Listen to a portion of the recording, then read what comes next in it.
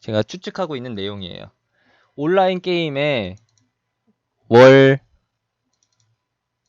현금 결제, 캐시 충전 한도액이 50만 원이었는데 본인 명의로 충전할 수 있는 금액이 50만 원으로 한정되어 있었는데 이게 한도가 풀린다라는 거예요. 그러면은 당연히 PC 게임이랑 모바일 게임, 스마트폰 게임의 매출이 증가하는 효과가 생기겠죠? 맞죠? 그렇다면은 누가 제일 많이 효과를 볼까요? 국내 3대 업계 중에서 NC소프트는 그게 없고요.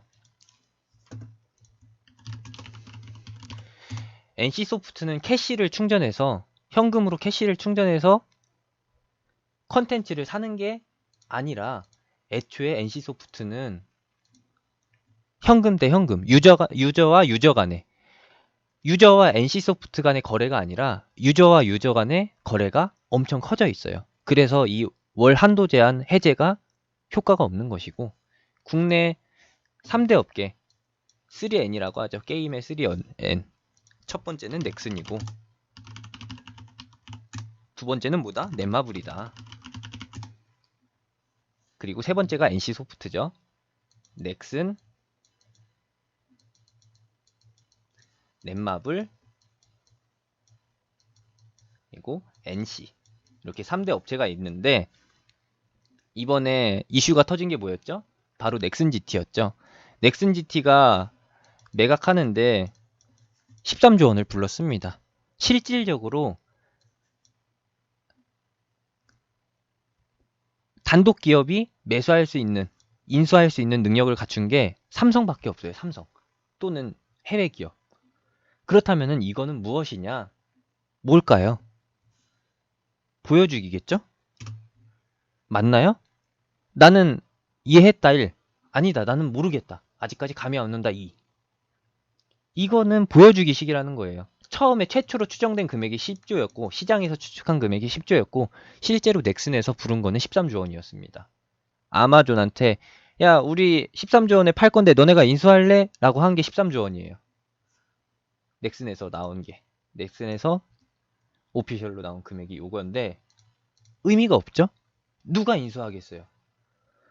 정부가 게임 월결제 한도를 풀어주면은 넥슨이나 넷마블 두 기업의 매출이 상승한다라는 거는 어느 정도 짐작해 볼 수 있는데 이것만 가지고서 넥슨을 인수할 만큼 그런 매력적인 정책이 되느냐? 그렇지 못하다는 것이죠. 그래서 추측해 볼 수 있는 것은 무엇이냐? 이거는 그냥 의혹이에요. 제 추측입니다. 주관적인 추측. 넥슨과 정부가 짜고서 내년에 이런 찌라시 내는 게 어떻냐라고 제시를 하는 거죠. 관계자 매수.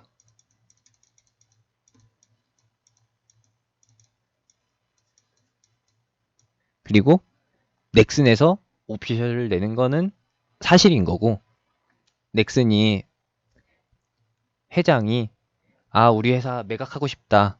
나 최대 주주에서 물러나고 싶다. 라고 하면서 핑계댄 게 무엇이냐? 정부의 규제 때문에 나 이제 최대 주주에서 물러나고 싶다. 경영 안 하고 싶다. 라고 한 거였죠. 맞죠? 그래서 넥슨이 실제로 오피셜로 발표한 게 언제다? 요때다. 정부 핑계 대면서 매각 발표한 건 요거고 이전에 찌라시가 뜨면서 시세가 상승되기 시작한 거는 요거다. 그러면 우리가 추측할 수 있는 거는 넥슨과 정부 간의 비밀리에 거래가 있었고 정부 관계자가 먼저 매집하기 시작하고 넥슨에서 오피셜을 내면서 시세 상승을 유도하고 그리고 정부 관계자가 이제 어느 정도 차익 실현을 진행했다라고 볼 수 있는 것이죠. 이때 최초 찌라시가 나올 당시에 시세의 평균 가격은 8,000원이에요. 8,000원에서 어깨 수준, 14,000원 수준에서 차익 실현을 진행했으면은 2배, 100% 수익은 아니더라도 한 7, 80% 된다라는 겁니다. 10억 넣고서 7, 80%면은 수익 금액이 7, 8억이라는 거예요. 이 정도면은 거래할 만 하잖아요. 근데 과연 관계자가 10억만 매매했을까요? 아니라는 것이죠. 이번에 모 장관이 남편 계좌로 해서 주식 매매한 거 드러났잖아요. 금액이 얼마였죠? 1인이 30억이었습니다. 투자 금액이. 맞죠? 기억나시죠? 누군지?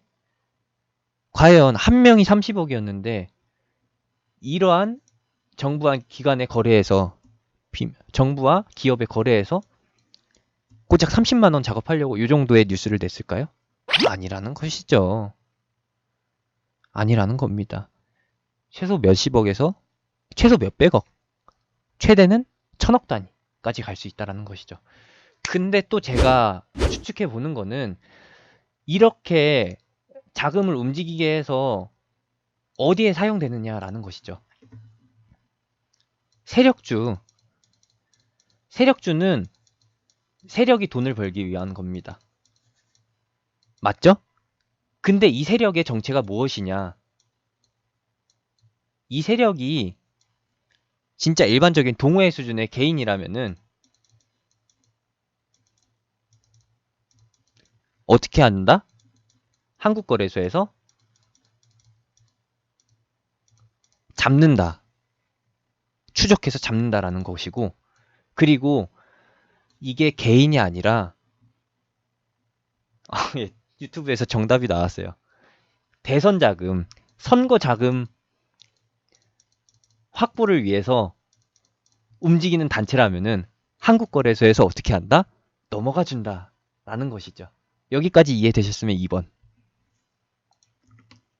이해되셨으면 2번. 아시겠죠? 그렇다면은 지금 테마주들이 움직이는 게 일반적인 개인 동호회도 있는데 일반적인 시선에서 볼 수 없는 영역 이런 게 있다라는 거, 그걸 설명해 드리기 위해서 오늘 방송을 한 거예요. 느낌을 오시나요? 문재인 정권 3년차 그리고 세력주의 움직임, 우리가 공략해야 할 테마주, 그 테마주들의 주체가 누구냐. 근데 또 하나 더 말씀드리고 싶었던 건 지금이 무슨 시기냐, 2020년 4월 총선까지 1년도 안 남았다라는 거예요. 11개월 남았습니다. 그렇다면은 총선이 주요 후보들한테는 공천이 돌아가요. 주요 후보 지역구 1인당 하나씩 공천이 돌아가는데 공천을 못 받는 후보는 어떻게 하느냐? 공천을 못 받는, 당에서 선거 자금을 지원해주지 않는 그런 의원들, 그런 후보들, 당의 지원을 못 받는, 당의 돈을 못 쓰는, 쉽게 말해서 세금이죠. 세금을 못 쓰는 후보들은 어떻게 한다? 이런 검은 돈을 쓸 수밖에 없다. 그리고 더 환경이 좋게 갖춰진 게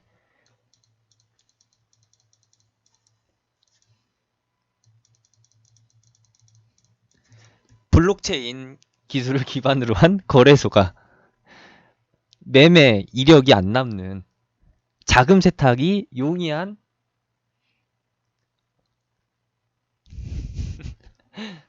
인정받지 않은 금융사, 제2금융권이 탄생하게 됐죠. 비공식 제2금융권이 탄생하게 됐습니다. 그렇다면은 의원이 또는 후보 또는 후보 가족, 친인척이 특정 유사금융권에서 자금을 땡긴다 하더라도 처벌 대상이 안 되겠죠? 안 뺏겨요. 그냥 세금만 내면은, 그냥 이 수익에 따른 세금만 내면은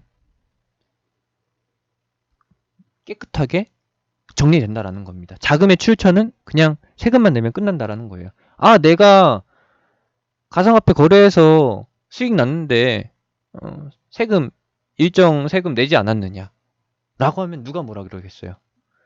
이게 인정된 금융기관도 아니고 그냥 내가 로또에서 당첨되듯이 한 건데 너네가 뭐 할 말 있느냐? 없다라는 것이죠. 이렇게 돌아간다. 그래서 비트코인 시세가 어떻게 됐다? 최근에 400만 원대에서 600만 원까지 올라왔다. 근데 또 어떤 이슈가 터졌느냐? 어떤 이슈가 터지긴요. 중국 거래업체인 자금 세탁으로 용이한 업체 하나가 해킹당했다라는 악재를 터뜨린 거죠. 거래소가 털린 걸까요? 여러분들 다 보셨죠?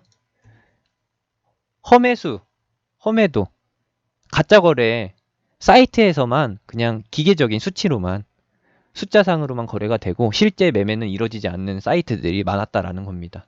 그래서 가상화폐 거래소들 여러 다 폐쇄됐죠? 이번 거 털린 거 사실일 수는 있습니다. 근데 어떻게 되느냐? 털렸다고 외부한테는 털렸다고 밝히고 실제로는 타 계좌로 넘긴 거죠. 누구 계좌로 넘겼을까요? 돈이 필요한, 선거 자금이 필요한 세력한테 넘겼을 수도 있다라는 것이죠. 그렇겠죠? 여기까지 인정하시죠? 나는 이거 인정할 수 없다 하시는 분들 3, 4만 번 눌러보세요. 나는 공감 안 된다. 대한민국은 그렇게 더럽지 않다. 대한민국은 깨끗해. 있을 수 없는 일이다 하시는 분들 계시면 3, 4만 번 눌러보세요. 그렇게 순진하게 사시는 분들 없겠죠? 그렇게 순진하게 사시는 분들이 돈으로 주식 투자하겠어요? 은행에 넣어두시겠죠? 맞죠? 그런 겁니다. 아시겠죠? 넥슨 GT 다시 한번 매각 이슈 뜰 겁니다. 왜? 정부 관계자의 차익 실현을 위해서. 그렇다면 시세는 어떻게 된다? 최소 16,000원. 최소 16,000.